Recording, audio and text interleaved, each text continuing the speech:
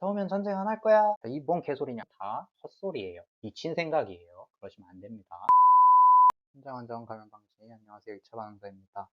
오늘은 평소랑 다르게 번역 영상이 아니고 제가 직접 만든 영상으로 찾아뵙게 됐습니다. 곧 혹서기가 다가옵니다. 그래서 혹서기를 어떻게 대비해야 되고 분열 현상에 어떻게 대처해야 되는지 미군 교범 중심으로 한번 소개해 드리려고 합니다. 제일 중요한 거, 물 많이 마시고 휴식 잘 하기입니다. 그런데 무지성으로 더우니까 그냥 적당히 하고 쉬자 이렇게 하면 또 과학적이지가 않겠죠. 미군에서는 이런 부분에 대해서 기준을 다 만들어 두었습니다.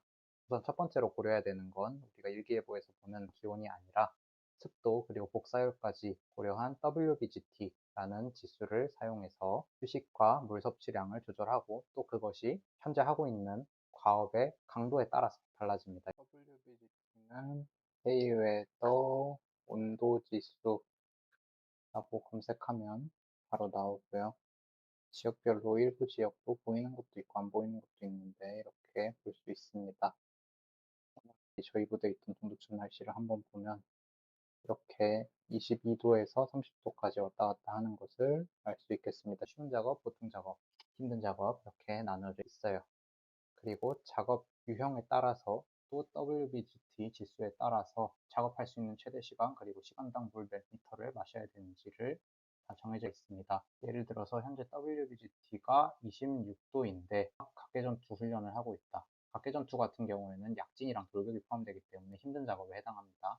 훈련 40분을 하고 나면 20분 정도는 휴식 시간을 줘야 되고 1시간에 0.75리터씩은 수분 섭취할 수 있도록 여건 보장을 해줘야 된다는 뜻입니다.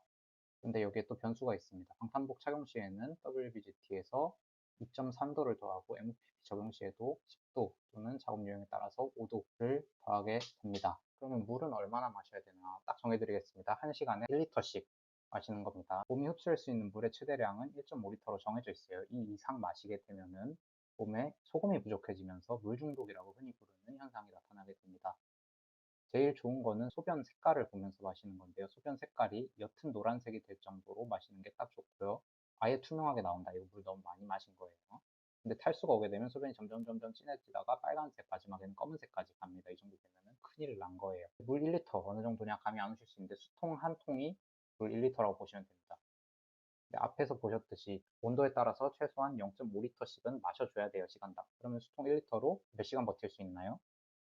길어야 2시간이고 짧으면 1시간입니다. 그렇기 때문에 물을 추가적으로 휴대를 해야 된다는 거죠. 미군 같은 경우에는 수통 2개랑 또 3리터짜리 카멜백이 초도보급으로 나옵니다. 수통만 사용하더라도 최소한 2리터는 전투원 개개인이 가지고 있는 거죠. 우리는 뭐 수통 하나 꼴랑 주고 있는데 그러면 어떻게 해야 되겠습니까? 분대장, 소대장 여러분들, 또 부소대장 여러분들, 병력들이 물 마실 수 있도록 생수병이라도 확보를 해주셔야 됩니다. 그리고 작업이나 훈련하는 와중에 체온이 계속 높아질 수밖에 없습니다. 체온을 주기적으로 계속해서 식혀주는 것도 중요합니다. 그래서 소개해드리고 싶은 것 중에 하나가 바로 미군이 사용하는 체온을 낮추는 방법인데요. 정말 쉽게 말씀드리면 얼음물에다가 팔 담그는 거예요. 아이스박스에다가 얼음물 채운 다음에 팔을 5분 동안 완전히 담궜다가 만세하면은 이 팔에 있던 차가운 물들이 흘러내리면서 몸 전체로 순환하면서 체온이 5분 만에 0.3도까지 내려갑니다. 만드는 방법도 쉬워요. 아이스박스에다가 얼음이랑 물 담으면 끝입니다. 그래서 사용 안 할 때는 아이스박스 뚜껑 닫아뒀다가 사용할 때만 열어서 병력들이 팔 담그고 있게 하면 되겠죠. 굉장히 간단하게 만들 수 있고 효과도 좋은 방법입니다. 이번 여름에는 부대운용비로 아이스박스 하나씩 사셔가지고 좀 시도해 보셨으면 좋겠습니다. 근데 이렇게 예방대책을 강구했는데도 불구하고 인원이 온열 현상이 왔다 싶을 때 가장 먼저 확인하셔야 되는 것은 다른 무엇도 아니고 기억하십시오. 의식 상태입니다. 의식 상태가 이상하다. 바로 열사병으로 의심하셔야 돼요.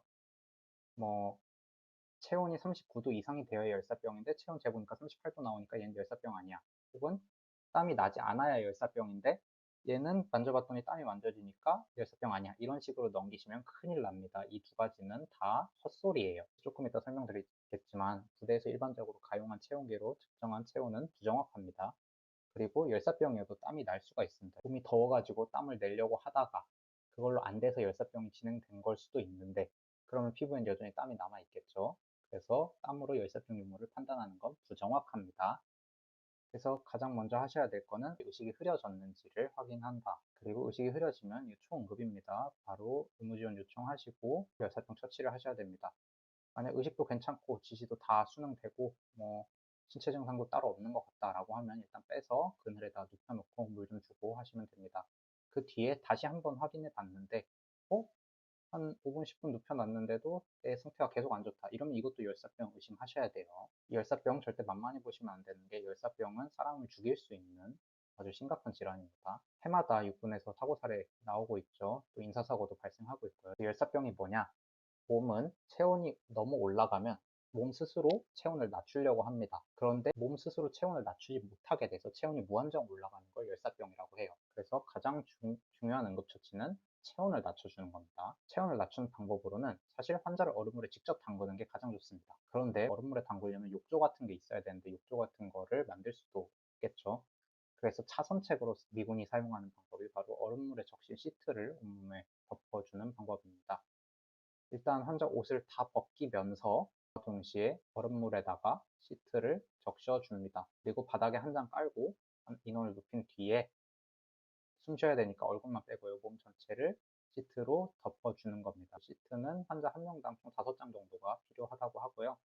몸에 닿아 있으면 시트가 식게 되니까 지속적으로 시트를 차갑게 갈아 주어야 합니다. 실제로 적용하는 모습은 보시면 이렇게 되는데 실제로는 이 옷을 다 벗겨야 되고요. 또 비슷하지만 효과가 좋은 방법으로는 방수 재질, 교보면 영양백 같은 거를 쓰라고 합니다만 그걸 이용해서 환자를 눕힌 다음에 그 안에다가 얼음물을 바로 부어주는 방법도 좋다고 합니다. 그리고 논외로 부대에 있는 온열 손상 키트는 갖다 버리시는 게 좋습니다. 단순 탈진 환자한테는 도움이 될 수 있겠지만 열사병 환자한테는 큰 의미가 없습니다. 온열 손상 키트 찾지 마시고 빨리 얼음물과 시트를 준비하시는 편이 훨씬 낫습니다. 여기서부터는 이제 응급구조사 등 의무요원분들을 위해서 열사병 전문 응급처치를 간단하게 짚고 넘어가려고 합니다. 열사병이 있다는 건 의식이 흐려졌다는 거고 의식이 흐려졌다는 건 ABC가 흔들릴 수 있다는 거겠죠. 그래서 기도호흡 순환을 평가하는 게 가장 중요합니다. 우리 1차 평가 기본이죠. 기도호흡 순환이 유지된다고 하면 그 다음으로 가장 중요한 처치는 환자의 체온을 빠르게 낮추는 것입니다. 앞서 말씀드렸던 얼음물에 담그기나 얼음 시트 활용을 해서 체온을 빠르게 낮추는 것이 1순위입니다. 그리고 체온 잰다고 많이들 하시는데 기본적으로 직장, 그러니까 항문을 통해서 측정한 체온을 제외하고는 모든 체온이 부정확하다고 생각하셔야 됩니다. 특히 부대에 많이 보급되어 있는 비접촉 체온계 전혀 절대 믿으시면 안 되고요. 고막 체온계도 열사병에서는 부정확합니다. 외부 환경 요인이 영향을 받기 때문에요.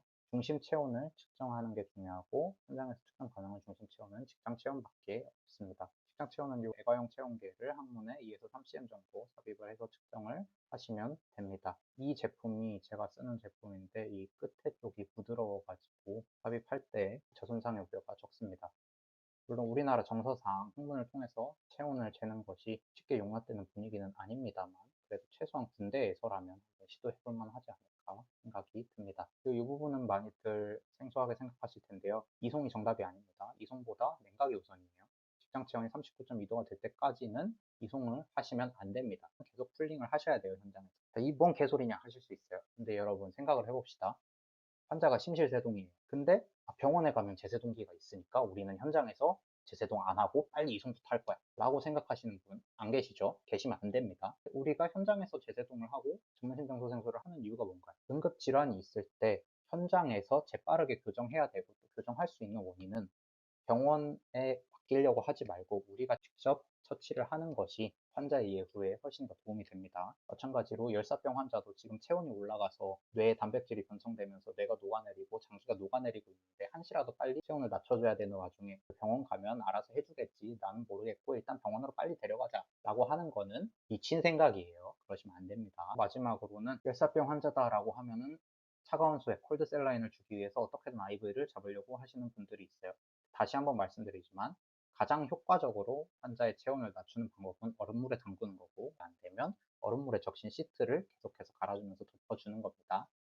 만약에 여유가 된다면 4도씨로 냉각한 수액을 1리터까지 투여해 볼 수는 있지만 라인 잡으려고 이송을 지원한다거나 아니면 다른 냉각을 지원하시면 안 됩니다. 수액을 1리터까지만 쓰는 이유는 아까 앞에서 잠깐 말씀드렸던 물 중독이라는 게 전하투림 혈중을 이야기하는 건데요.